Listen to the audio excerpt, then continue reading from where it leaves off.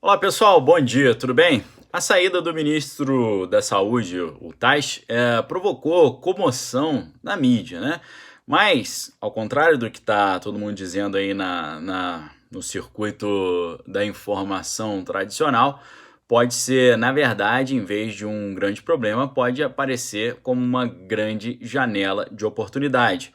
Isso porque a questão do debate aí com relação às medidas de isolamento, com relação aos medicamentos usados aí no combate a essa crise, estão no centro dessa diferença aí que acabou levando à retirada ou à saída do ministro Tais, né?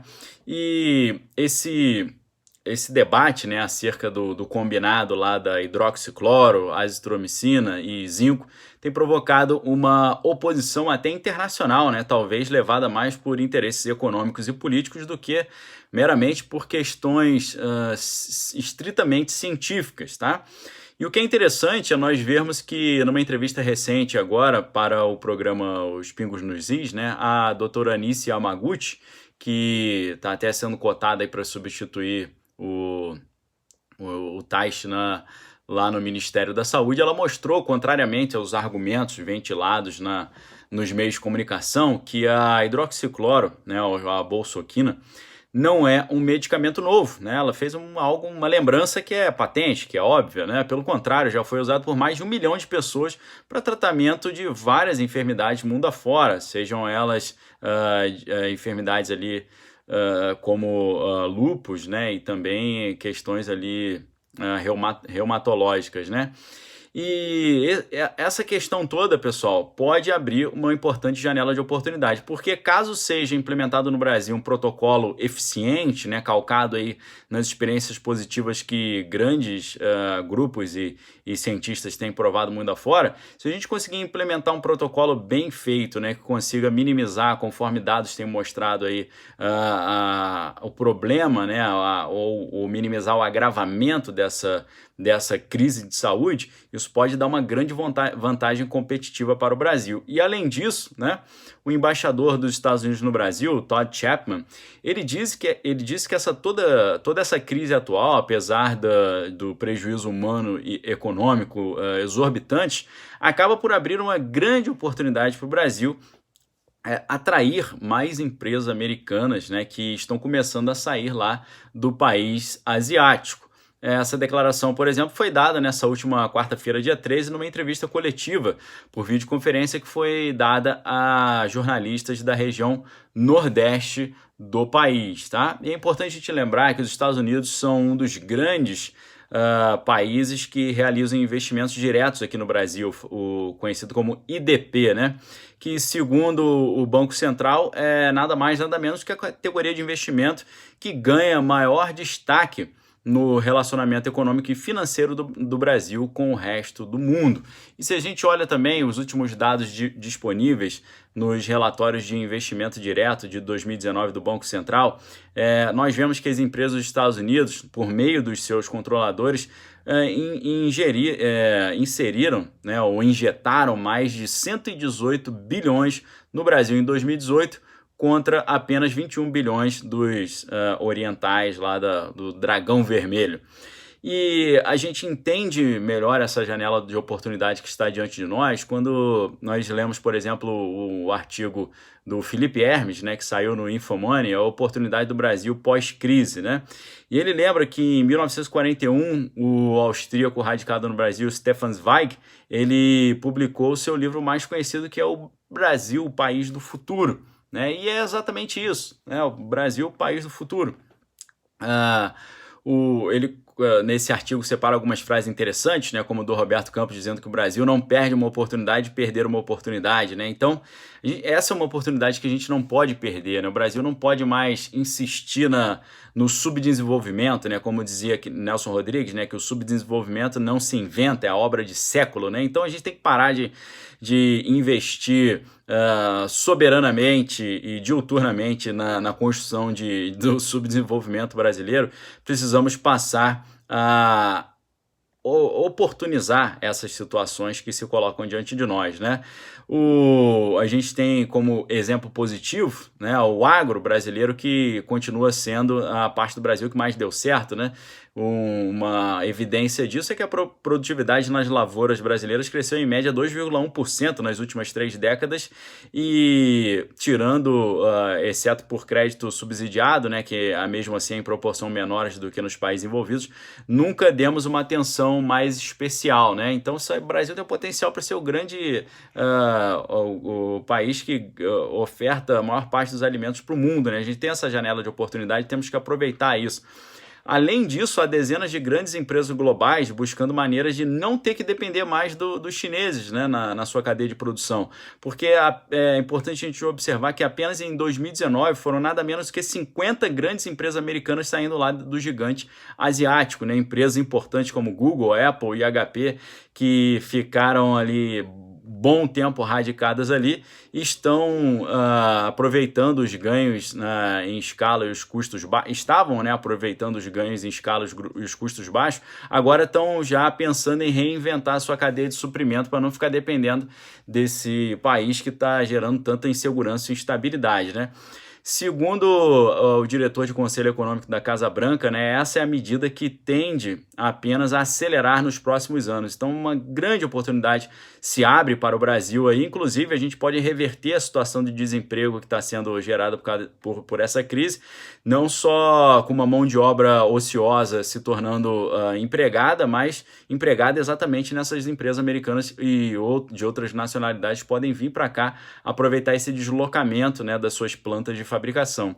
E esse movimento não é novidade, porque entre 2005 e 2015, né, o salário médio de um trabalhador chinês subiu de $1,50 para $3,30, né?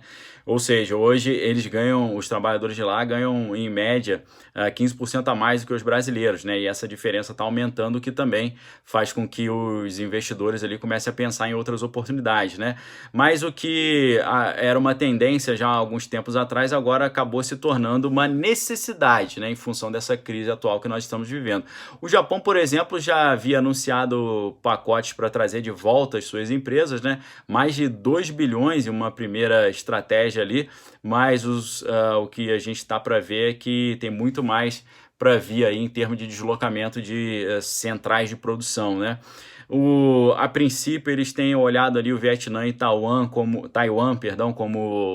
objetos ali dos seus próximos investimentos, porque são países que fizeram o seu dever de casa também e melhoraram suas questões de educação, segurança jurídica e estabilidade política, né? Para o Brasil, então, essa oportunidade é um ótimo sinal e, como ressaltou o Wall Street Journal, né, o destino mais óbvio, para essas empresas americanas seria o México, né?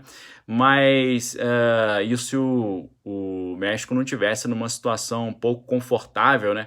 Graças à sua dependência do petróleo e o histórico também de problemas lá com a criminalidade e a sua própria instabilidade política, né? Nesse cenário, a gente tem muito a oferecer ao resto do mundo se a gente agir da maneira certa, né? Nenhum país que a gente olha no globo terrestre tem tantas oportunidades, por exemplo, na infraestrutura quanto o Brasil. E não é por outro motivo que nós somos o quarto destino global de investimentos, né? Isso porque o mundo sabe que tem um mar de oportunidades aqui e tem gente de olho, né? Se você for olhar com calma, você vai ver que tem uma disputa entre os chineses e os americanos para quem vai firmar a parceria com o Brasil e aproveitar essas enormes oportunidades que se colocam diante de nós, né?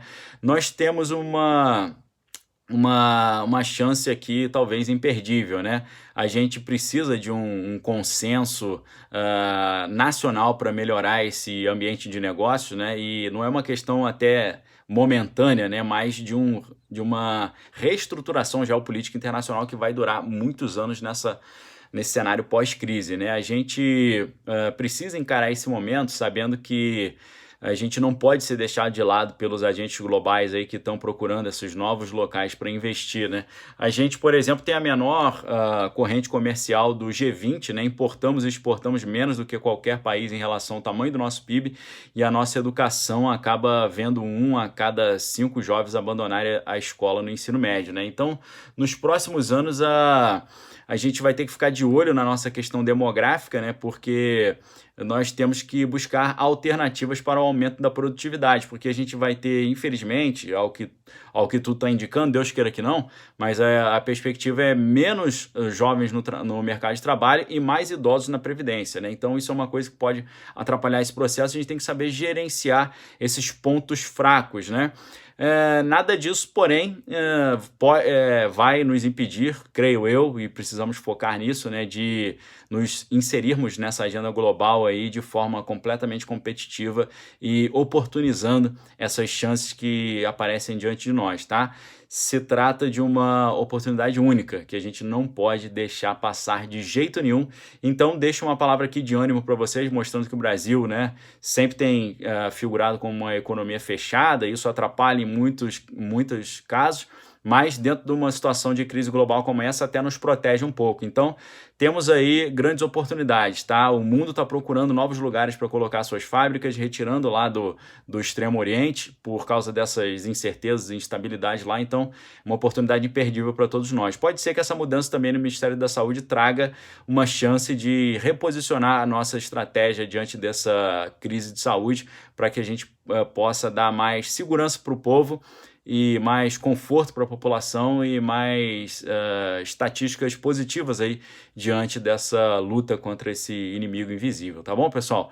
Uma mensagem de esperança aí para você nesse sábado, desejo um ótimo sábado para vocês. Se você quiser se tornar membro do canal, fica o convite. Você pode clicar aqui embaixo no primeiro link na descrição do vídeo, se tornar membro e ter acesso ao nosso conteúdo direto do bunker. A gente, no último vídeo, por exemplo, eu falei sobre os documentos secretos do governo americano, chamado Q Clearance, né? Os documentos classificados como Q, e mostrando por que até mesmo os presidentes americanos não sabem de muita coisa desses documentos secretos, porque a classificação Q vai de Q1 até Q33 e, ao que tudo indica, o presidente americano só tem acesso até os documentos Q17. Então tem toda uma gama de documentos que os presidentes simplesmente não têm acesso, né? Então a gente está falando muito nesse grupo privado aí do Clube de Canais aqui do Daniel Lopes, falando sobre questões de programação mental, né, propaganda, guerra assimétrica, operação psicológica, várias situações legais. Lembrando também que a livraria Daniel Lopes está com uma promoção muito legal. A gente tem aqui os livros do Ludwig von Mises, Marxismo Desmascarado, Mentalidade Anticapitalista, para você entender o cenário global que a gente falou muito no vídeo de hoje, né, do Partido das Sombras ao Governo Clandestino, David Horowitz. O livro do professor Olavo de Carvalho, Estados Unidos e a Nova Ordem Mundial, debate com o professor Alexander Dugin, 50% de desconto, saindo de 54 por 27. A gente tem também a Nova Era Revolução Cultural, do professor Olavo, muito a ver também com o que a gente está vendo, 39% de desconto, de 54 por 33. E para entender toda essa estratégia de manipulação da informação, Ladislav Bittman, o autor, nesse livro aqui, KGB, a Desinformação Soviética, 45% de desconto, de 69 por 38. O livro do tenente-general Yomi-Hai Pachepa, Desinformação, aqui, muito importante também, 37% de desconto, de 89 por 56, promoção por tempo limitado. Se você quiser entender as bases do conservadorismo, é indispensável a leitura do Edmund Burke, Reflexões sobre a Revolução na França, 48% de desconto, de 74,90 por 38, tá bom? Um abraço, ótimo sábado para vocês, examine todas as coisas, retém que é bom. Se você já é inscrito no canal, verifique se a sua inscrição está ativa. Se não é inscrito, fica o convite para você se inscrever.